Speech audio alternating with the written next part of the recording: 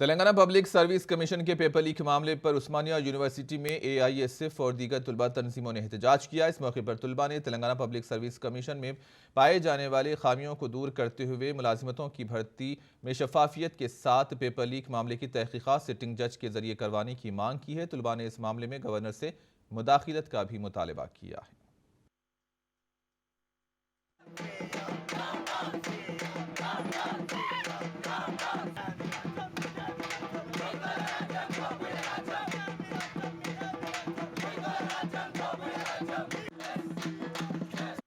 రాష్ట్రంలో ఇట్లా paper leakage అవుతున్నా కూడా రాష్ట్రానికి ముఖ్యమంత్రి అంటే ఒక కుటుంబానికి పెద్ద అన్నట్లు ఆయన ఒక కుటుంబంలో ఇంత అన్యాయం అయితే స్పందించకపోవడం అనేది దానికి మౌనమేగా వారి కుట్ర కూడా ఉందా అని అనుమానం ఉంది ఖచ్చితంగా.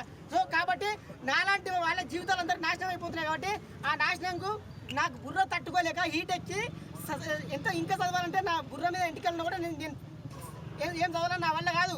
అంత